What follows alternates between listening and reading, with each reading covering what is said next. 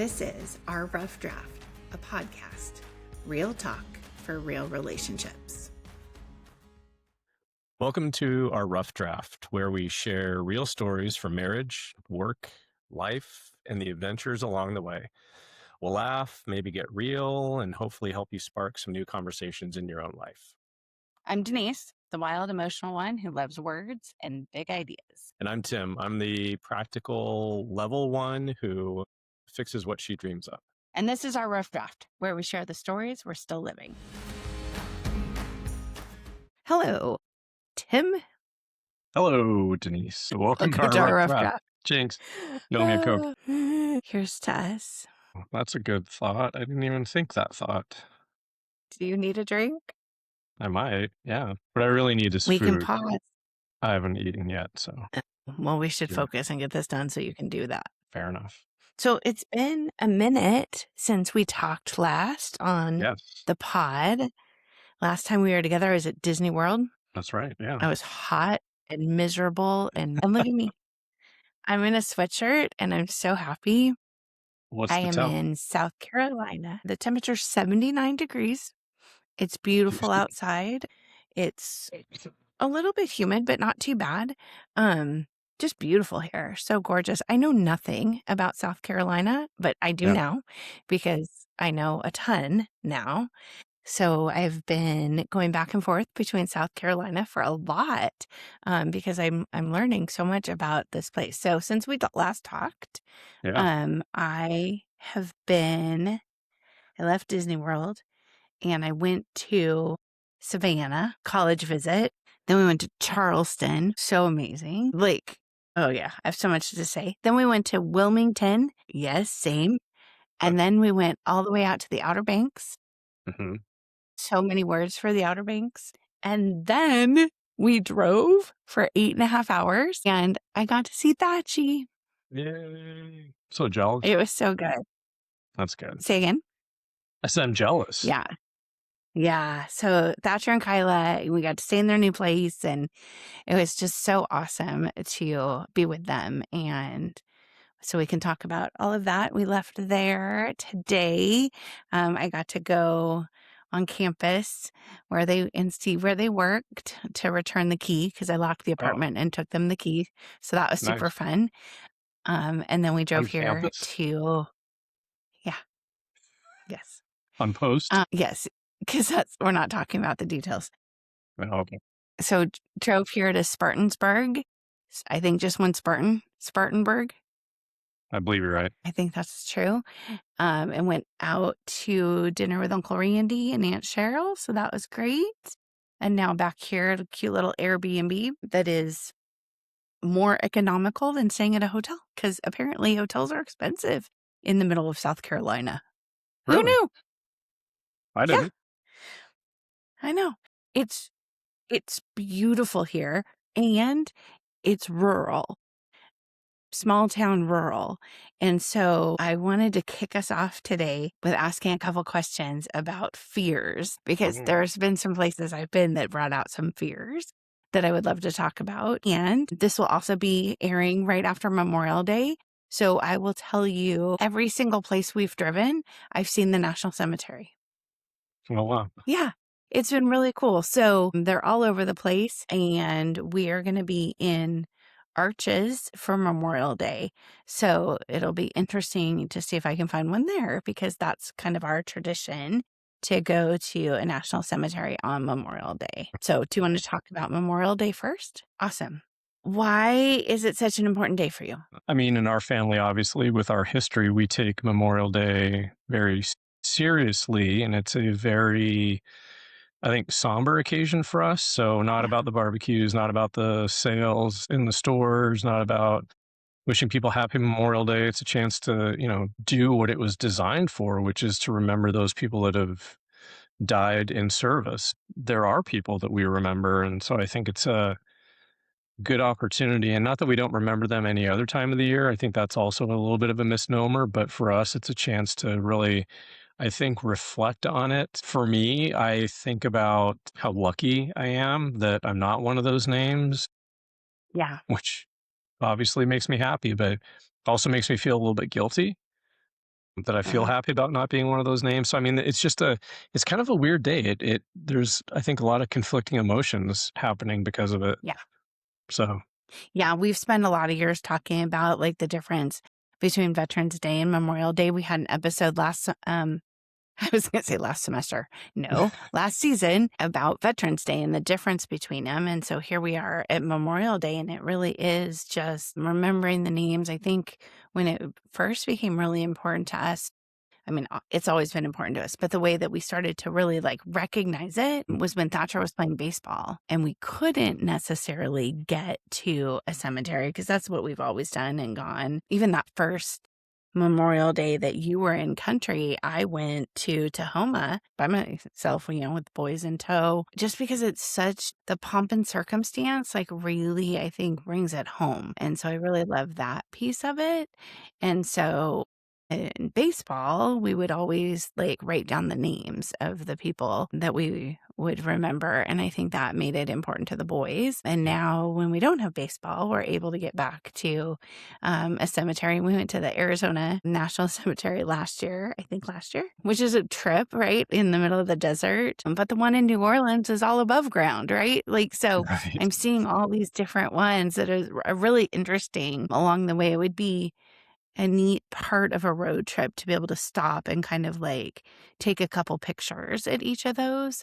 Hmm. Not this road trip, but I think that that would be a thing to add on to a trip that you and I would take. Yeah, I think so too. I think that would be, I think it would be interesting to see the differences to your point, because I mean, we're used Mhm. to Tahoma up in the greater Seattle area, Washington State, which is lush and green, well manicured lawns and trees and kind of private little alcoves. It's just a very Yeah. interesting place. And then you've got the desert, like you said, which is totally different, the landscape and the setting.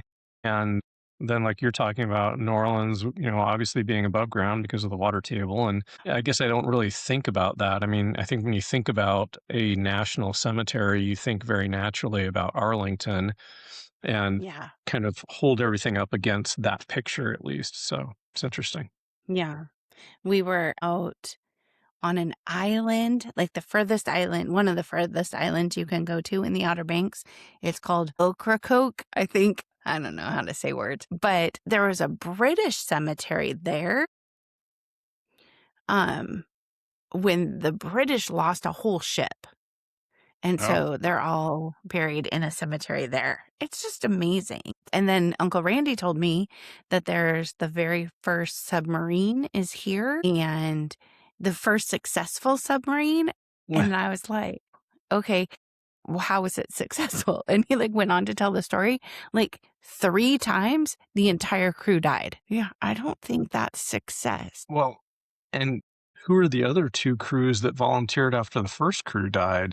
That's what he said. But they did torpedo a British ship. And so it like different British ship, BT dubs, 2 separate time periods. But like, yeah, people kept signing up because they thought it was the way to save the Union. Like, it's so fascinating. That's wild. Um, yeah, my mom was saying that she was surprised to see like Revolutionary War markers here in Georgia and then South Carolina because she often thinks of the Revolutionary War just up in the New England area, but we Mm, know from our study of it that it was in all 13 colonies. mhm. But it is interesting to see that because the South is so heavily focused on the Civil War. To see those Revolutionary War things actually made me happier than seeing the Civil War stuff. Yeah, especially from that side. Yeah. Yeah. So I hope that people get out and pay their respects. And if they don't have specific names to think about on Memorial Day, we are more than happy to share stories of the people that we think about. So just reach out and let us know and we'll happily share those stories. Anything else you want to say about Memorial Day before I go to scary things? No, thanks for giving space to talk about it because obviously, again, it's important in our house, important in our family. So it's nice to have a little bit of a platform for it. Yeah. And I go from here to Asheville and I'm going to spend a day with Lisa and Bill. And so Nice. Bill is another one who's had years of service. And so we will make sure to talk about it there as well. Because all of us who've served and come back, like, feel pretty strongly about the people who we miss on that day. Yeah, that's right. So, okay, so let me set the scene. I Can't am wait. in South Carolina right now. I am in a little old house, kind of in a tiny neighborhood that's up against a lake and a big park. There's a fence that closes, like the big gates close. So I closed Mm. those a little while ago. And while I was outside, dogs started barking, like packs of dogs surrounding me. I'm not scared of the dogs. I'm scared of what the dogs are barking at. Yeah, that's a good point. Like, all of a sudden, I was like, get my ass back inside, lock the doors, close the curtains. Like, what on earth lives outside in South Carolina? Could just be somebody walking down the street, maybe. This isn't really an active neighborhood. It's Oh, not like that.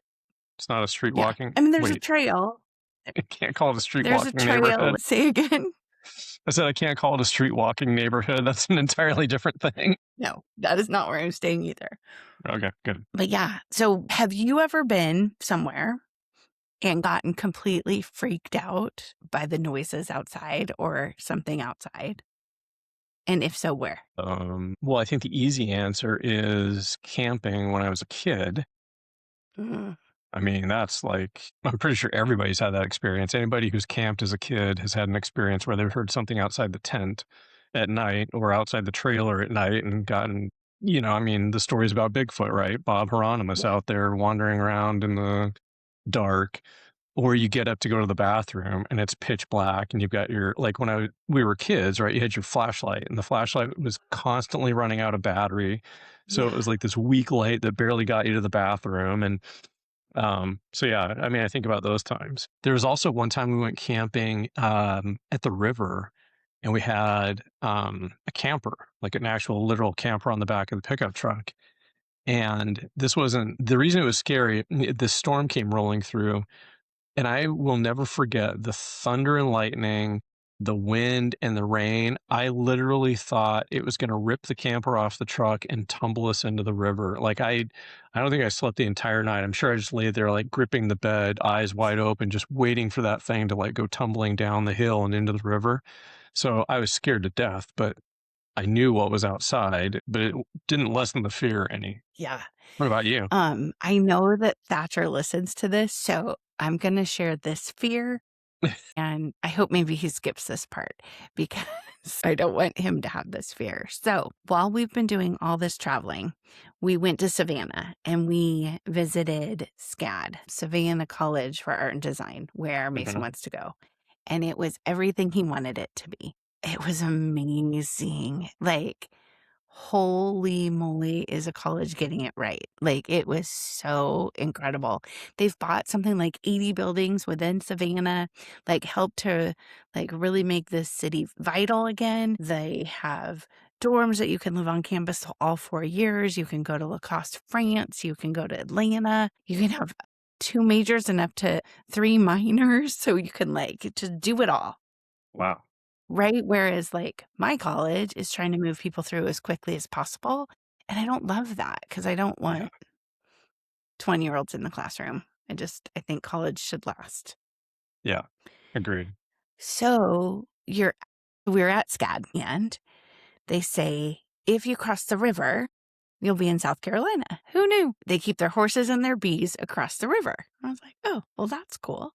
Their horses and their bees? Yeah, they have equestrian. You can major in equestrian. What? And they have an equestrian team. Yeah, like if you need horses for a movie, you can get the SCAD horses. Are That's you making a bonkers. movie with horses? You could. Maybe I will. I know. And they're bees. And their mascot's a bee. So that's even cooler that their hives are across the river. So that's awesome, right? Whatever. So we do SCAD and it's amazing. And I can talk more about Savannah in a little bit. But then fast forward to yesterday, I am in Augusta. And Thatcher, we're driving and he goes, yeah, these houses are all on stilts on the river.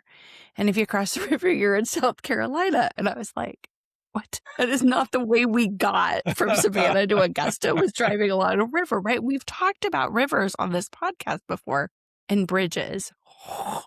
Okay, we're going to come back to the bridges in a minute. We didn't drive that way. We didn't like go Yeah. along the river. There's no road that goes along the river. There's no way to do it. But I'm there, and Thatcher and Kyla and my mom, and we drive over across the river. So we're in South Carolina, and we're in North Augusta, looking back at Augusta at these stilt houses. And there's these adorable neighborhoods, restaurants, and just like, it's just so delectable, so cute. And I say to them, do you think you could take a boat from Augusta to Savannah? And we were all like, I don't know. So we started looking it up.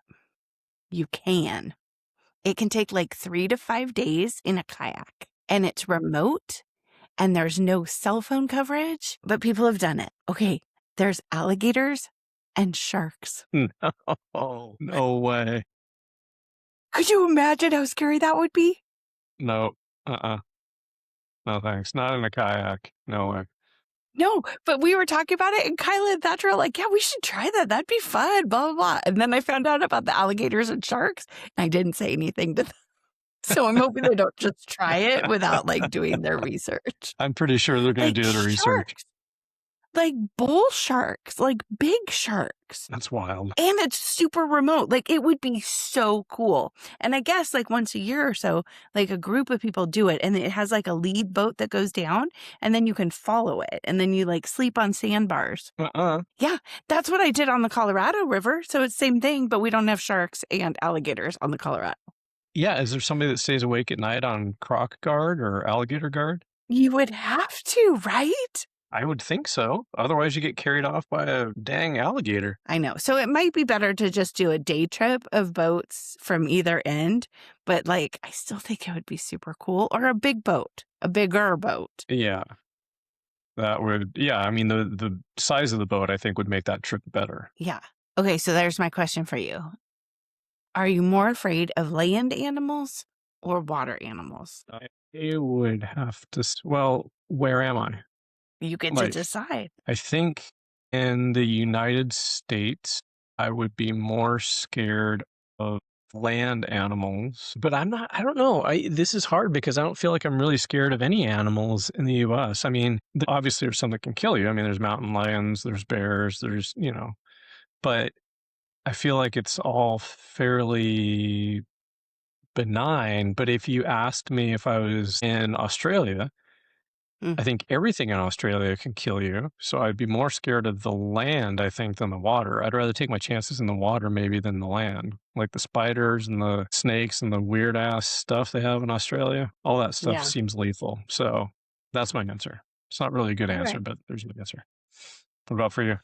Water animals for sure. Because I always want to go in the water. Yeah. And I don't want to worry about it. Well, in the water, especially the water that we're used to, well, you're used to growing up in the ocean, but you can't see, like it's different when they show, oh, there's sharks, off of La Jolla, but they're, shooting from above, like a drone shot, right? And you can see them. But when you're at water level, you can't see them. So I think that's that's the thing about water that freaks people out is you don't know what's underneath you or around you because you can't see it. Yeah. Yeah. They were talking about they had been tracking a great white that was off the coast of Outer Banks when we were there. And I was like, nope. I mean, I still went in, but nope. So scary. You just made a lot of noise so the shark could be scared. Yeah. I just feel like my mojo, just anti-shark mojo, somehow I'm not gonna do that. Okay. There's something else that scares the hell out of me. Bridges. And we've talked about it here before. And Tim, the Outer Banks, even New Orleans, this drive that I've been doing, there's been an inordinate number of roads that are built like bridges that are just on top of the water. Like and the causeway Outer Banks, kind of roads. Yeah. Do you know what the Outer Banks are? Islands. Barrier islands. Yeah. On the edge of the world, our world. Imagine this. This is how I imagined it. You have a continent and it's fraying at the edges. That's what's happening. And that's those appropriate in more ways than one. Are the fray. And on the San Diego side, we have the same thing happening, not to the same level, but they are constantly worried about those barrier islands shifting and disappearing. So The Hatteras Lighthouse is under construction right now, and it's all in scaffold because it needs to be repaired. But 25 years ago, they moved it because the ground is shifting underneath it so much. There was no island left. What does that mean, shifting? Like, Like, is it it's sea so levels rising and inundating the land? No, maybe part of it, but also the sand is blowing and moving and going to the other side. And so it's like constantly like this rotation of Oh, like wow. where the earth is. And we took a ferry from Hatteras out to Ocracoke, and I love a ferry boat. Like, ferry boats don't scare me. I love ferry boats. And ferry boats you drive onto, and then the boat takes off and you drive across and you drive off of the ferry boat and you're in that new place. Yep. No, not on the barrier islands. You literally, like, here are the two islands. Right here they are in the ocean. I'm giving you the top view. The ferry leaves here and it goes like this and it gets here Huh. because it has a shoal. The shoal is so close to the surface, you can't go straight across. You have to be in these narrow channels to get to the other side. And there's times when we are going like 0 knots because it's such a tight turn. It slows down to nothing. It's crazy. And here's another thing that scares me. In one of the shoals, there's a hole where boats can like, any size boat can like sneak into there and be there because it's so deep. And that's where Blackbeard kept his ship. I'm scared of pirates. Really? Yes. So fascinating. And Blackbeard was like the Dread Pirate Roberts. Like, they don't even know what his real name was. And they don't even know if he was one guy or multiple guys over years. Interesting. I know. And the shipwrecks are for real because of the shoals, right? Because it looks like open water, and it is not open water. So the only, like, there's very few sea craft there. There's like fishing boats that follow the channels out through the shoals, but there's not like jet skis and surf boats and all, like, that doesn't exist there. They're kite surfing and windsurfing because you're on the top of the water. Yeah. So it's just really interesting, just a different part of the ocean. Yeah. That's, well, and especially being from San Diego and the West Coast and seeing that ocean and now spending time there, the differences are amazing. Yeah, and how close we were to Virginia. Like, when we were out at the edge of the, like, it's just geography, right? It's fascinating. Yeah. So, Nerd. I know. Nerd. Are there any other things that scare you? I've been dealing with my fears this week. Sounds The that bridges way. were for real.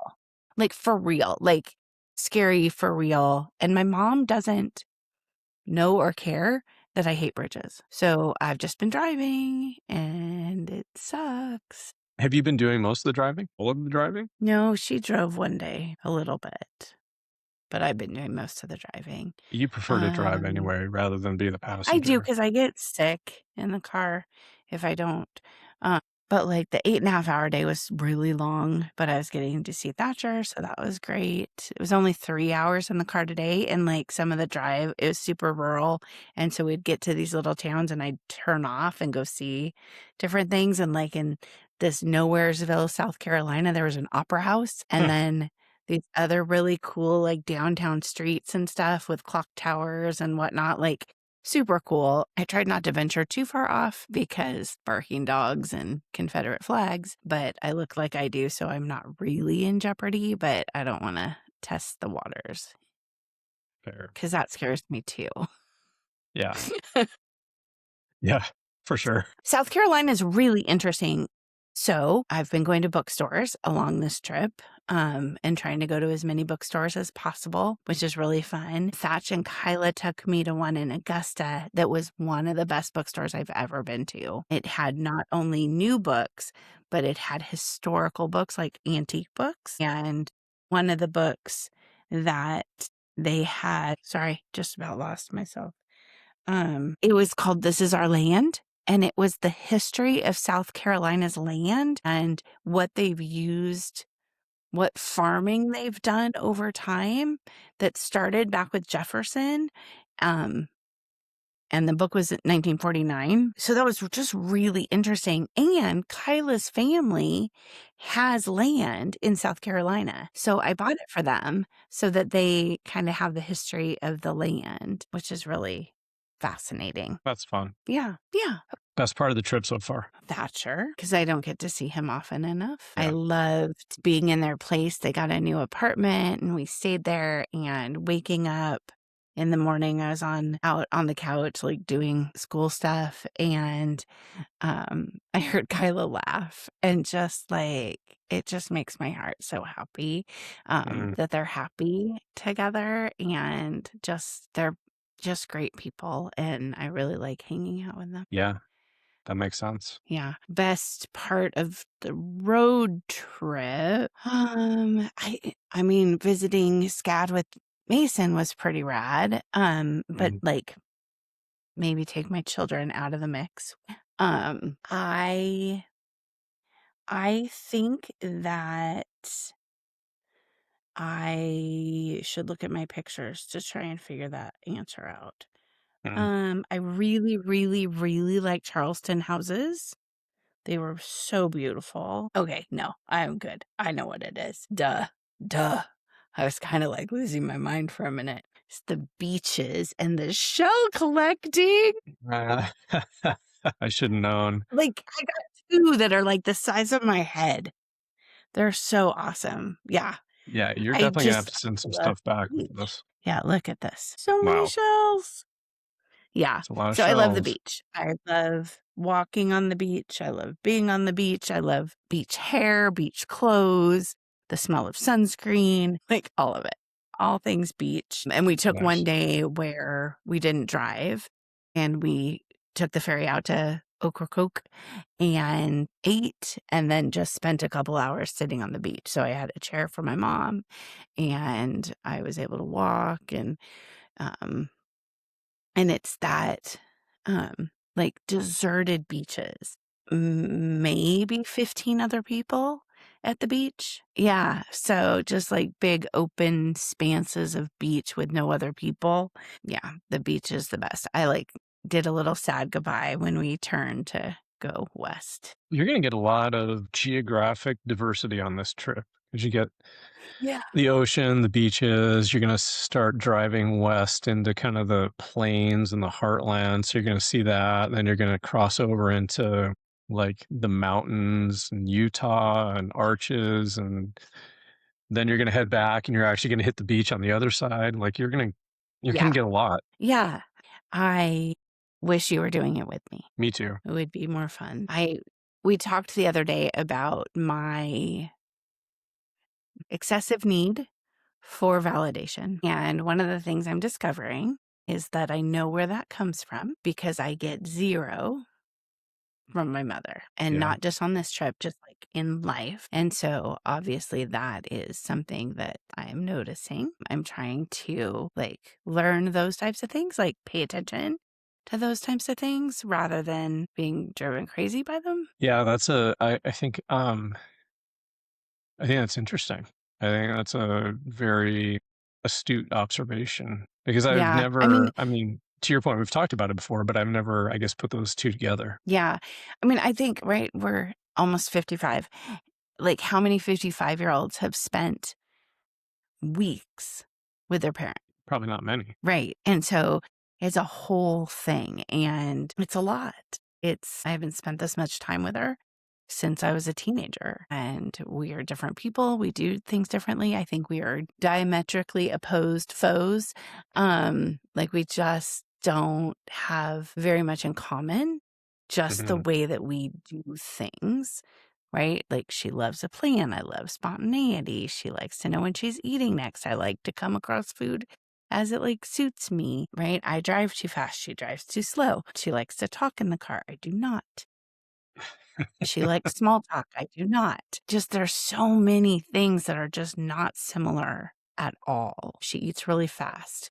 I eat really slow. Not really slow, kind of slow. It's fascinating how many things are so different. And then, right, like, you just figure it out because you're caught in a car and you have 5,000 miles in front of you and you just have to do it because it's what you committed to doing.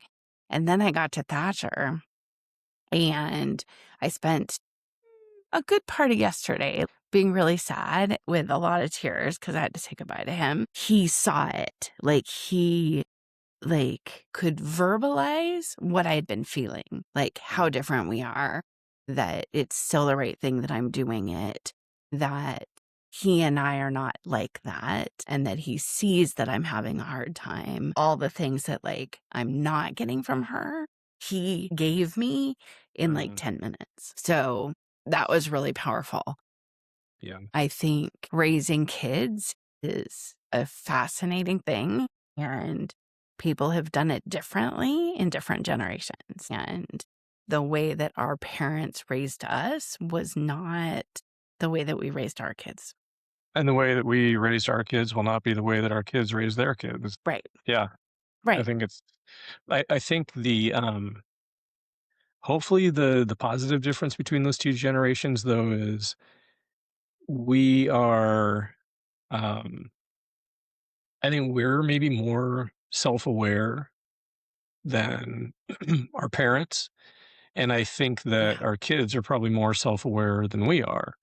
Like, I think that Yeah. awareness means hopefully positive changes in the way that you do things. It's because I think when you're self-aware, then you can see the thing, change the thing if the thing needs changing in Yeah. that particular moment or not, whatever. Yeah. Like that's the first hurdle, and I think that leads to a lot of other positive things. So I'm happy that that's the case, and I hope that just continues. Yeah. Yeah. And it was really it was just fun to hang out with him in his space, and let it be his space, right? Mhm. I think it's so easy to take over because you're the parent and Mhm. that's the role you've always played. But it was so nice to not do that and be like, no, this is your space. How do you want it? How do I show up in your space Mhm. to both support what you're doing and to show that I respect you? Right. I still I know I take over. I know that about myself, but I tried to take over in ways that was helpful rather than that it had to be my way. So, right. I left them notes on their whiteboard but yeah, it was just cool. I love the people they're becoming, and to get to be a witness to it is so awesome. Yeah, that's fun. Yeah. So, That's great. so there you go. What a I trip. talked a lot this trip. Do you want to know anything else about the other places I've stopped along the way before I forget them? Are you writing them down? Are you writing? No, no, Oh, that's a no. problem. Because, because there's just no space for it. Yeah. It's frustrating. I like these days where we're in one place more than one day. Mhm. Mhm. I think if I was giving advice to other mid 50-year-olds who want to spend some time with their parents, it would be don't go on a road trip, go stay somewhere. Because Yeah. the days where we stay put are easier because she's always gone on road trips, right? So she has her way of doing it. We've Right. gone on road trips, so we have our way of doing it, and they do not align. And so it's super stressful every time we load the car, every time we get on the road, every time we're looking at a map, every time we stop. She's a rest area person, we're gas station people. It's just different. Yeah. So yeah, so no, there hasn't been a lot of time.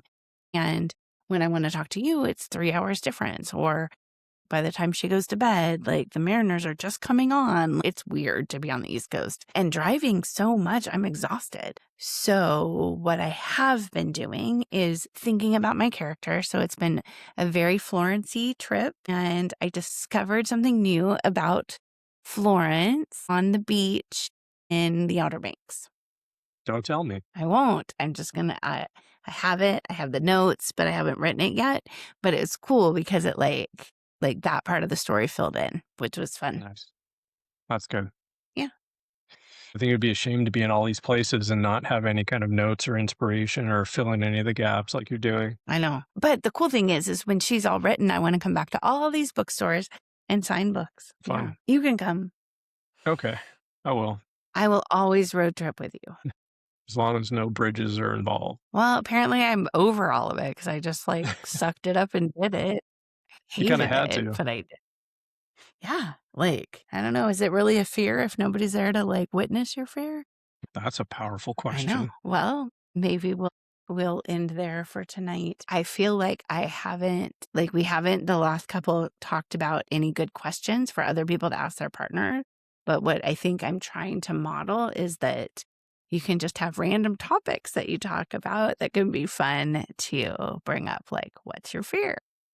Yes, it's all good conversation material, and that's the key. I mean, Yeah, it's not yeah. about having the right questions to ask, it's about having things that prompt the conversation because then that prompt leads to something else, and then all of a sudden, before you know it, 45 minutes have passed and you had a great conversation. So it doesn't have to be a big formal process. It doesn't, and I love this time because I love that we are setting it aside and making it a priority, because it's Yeah. fun to talk about stories and tell our side of things and kind of capture it and then share it. And if Thatcher and Cooper are the only two that listen to it, great.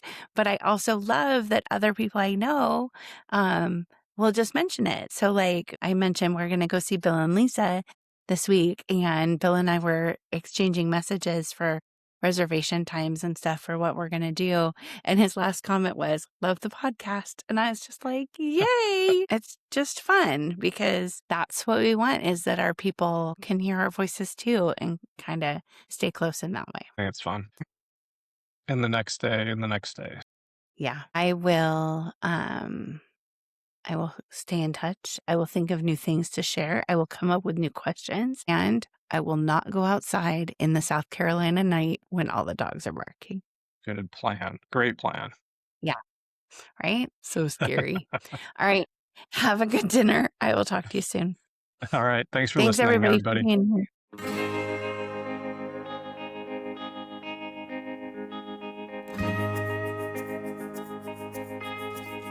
here.